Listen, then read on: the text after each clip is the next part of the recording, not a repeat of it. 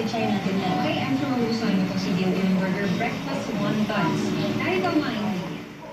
1 pack CDO Ulam Burger All-Purpose Beef Mix. 1/4 cup butter mushroom, chopped. 1/4 cup onion, chopped. 1 tablespoon olive oil. 1/2 cup cheddar cheese, shredded. 20 pieces wonton wrappers.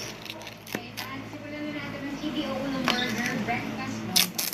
Okay, ito lang siya. Isusutin lang muna natin yung ating onions and mushrooms. Low heat, ano ang apoy natin dyan? Medium.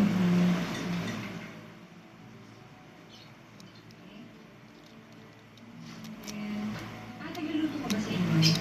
Basic lang eh. Pero ano, di ba? Pag marunong ka mag-basic, Yun, may start. Pwede na. pwede na. Konting practice pa siguro. Pero, mahilig ko sa handaan yung kanin. Oo, kasi dito kami magkakapatid. So, sa aming barangay, so nanay ko magluto talaga. Ano specialty ng nanay mo? Filipino food. So, sinigang, adobo, spaghetti, Filipino Pinoy style spaghetti, yung kare-kare is almost lahat. Galing. Okay, lagyan natin yung mushroom.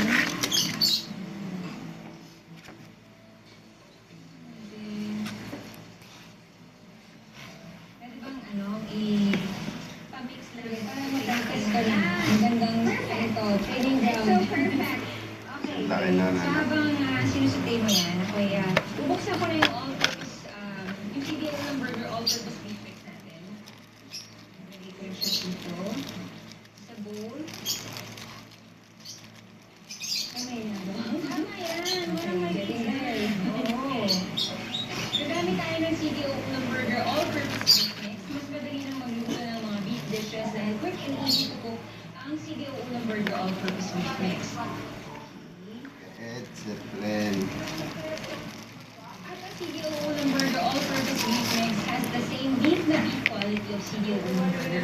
Ang only difference lang niya, ito ay nasa plastic. Background, ulam burger. Nagbubukas ng ano. Background, ulam burger. Video. Ano yung may extra? Hindi, yung battery niya. Hindi pa siya nakakabit. Mm. Isang bukas niya gagawin.